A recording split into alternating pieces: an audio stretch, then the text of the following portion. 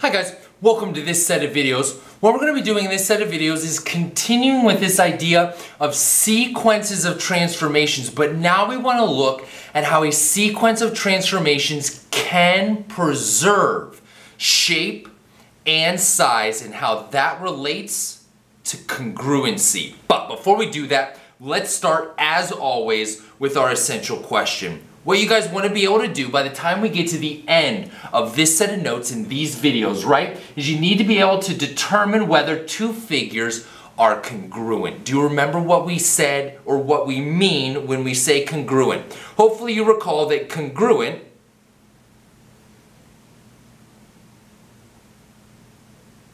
has two meanings. When we say things are congruent, we mean that they have the same measure, they're the same size, and we also mean they're the same shape. So congruence, and remember the symbol for congruence is the equal sign with the little squiggle above it. The equal sign lets me know that the two objects or the two figures have the same measure.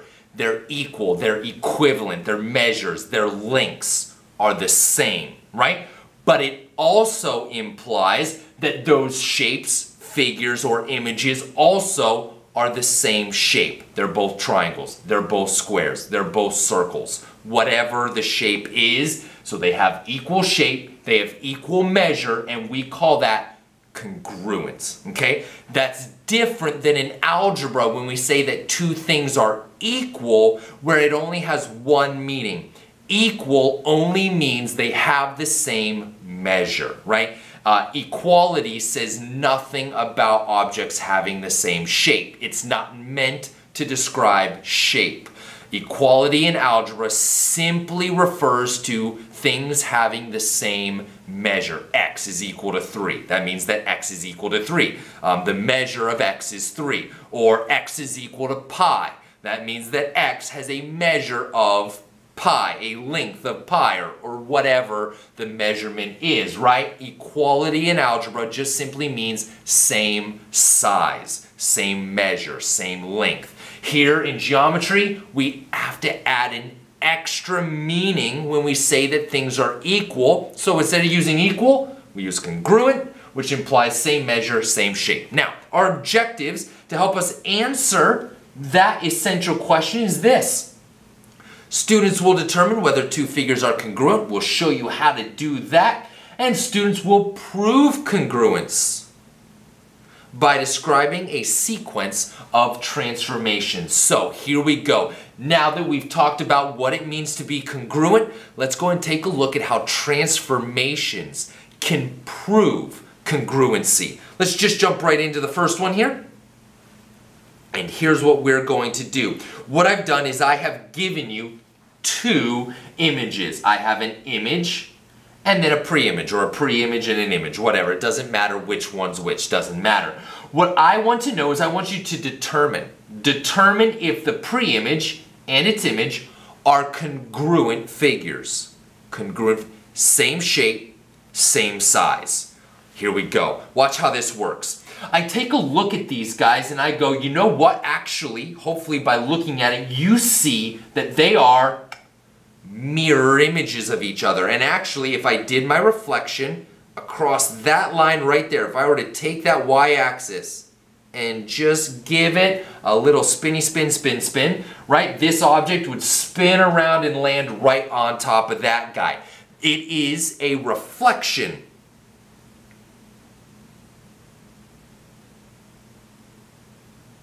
across the, sorry, I apologize. I believe I said earlier the x-axis. Scratch that. Insert y-axis. It's a reflection across the y-axis. Hopefully you remember going back to chapter 2, reflections was chapter 2, section 2, that the way that we write that transformation, right, a reflection across the y-axis is minus x comma y, right? You should remember that from chapter 2. That's how you reflect things across the y-axis. Now, here's the question. Is a reflection a rigid or non-rigid transformation? This is the key part right here. Reflections are a rigid motion. Now remember, what does a rigid motion do? A rigid motion preserves shape and size, meaning that by doing a reflection, I do not change the shape or the size of the original figure. It stays the same. I've just simply reflected it across a line. I have preserved shape and size. What this means is that by doing a reflection, I know that these two images are congruent. So, yes.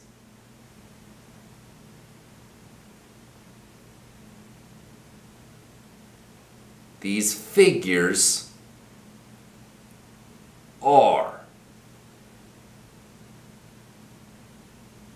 Again, I know that they're congruent because all I did was performed a rigid transformation. Reflections are a rigid transformation. They preserve shape and size. And remember, our definition for congruency, or for things to be congruent, was that measure and shape had to be the same. Well, I know a reflection, right? Reflections are a rigid motion. They preserve shape and size. So that means these two images must be the same shape, must be the same size, because I did a reflection, right? So I can then say these two images are congruent. They have the same shape, they have the same size, right? Because all I did was a reflection, and a reflection is a rigid transformation. I know I'm beating a dead horse here, but it is worth repeating, right? Rigid transformations preserve shape and size, which means the figures will be congruent. Let's do another one. Boom. Can you see what I've done here? Do you see what transformation has been performed? Take a look at it.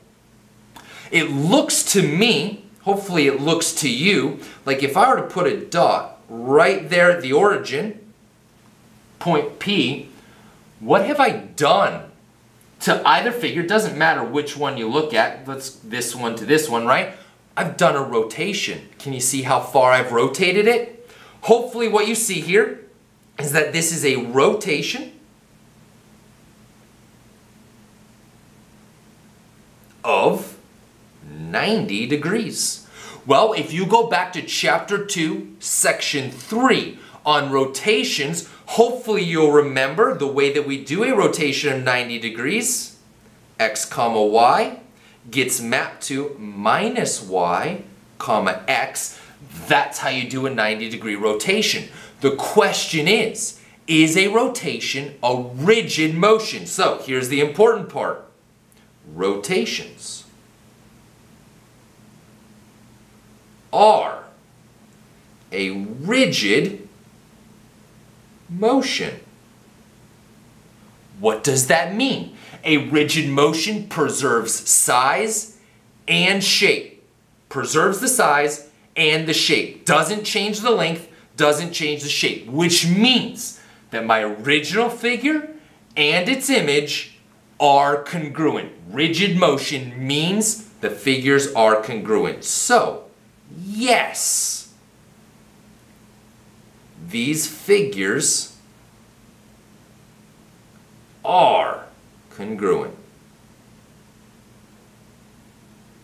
Hey, keep going. I caught a couple more for you here. I think you guys are probably catching on to how these work. So here we go. What do you see here? What about this one? What do you think is going on here? Hopefully you don't have to look at it too terribly long for you to recognize. Definitely.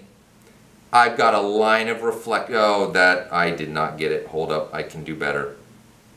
Again, you'll never be graded on your drawing, but geez, if it's that bad, let me fix it. Right there. If I were to give that a little spinny spin around the x-axis, right, this image would just be reflected, right? It's just a reflection. So we have a reflection. We just talked about that on the previous page. previous page, this is a reflection. This time it's a reflection across the x-axis. Do you remember how you do that? How do you do a reflection across the x-axis?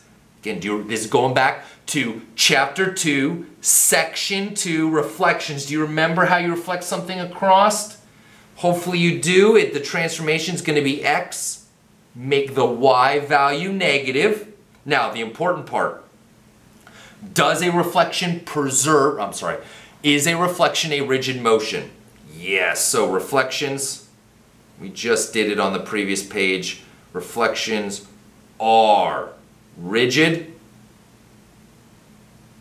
So that means, what do we know about these two figures? Figures are congruent.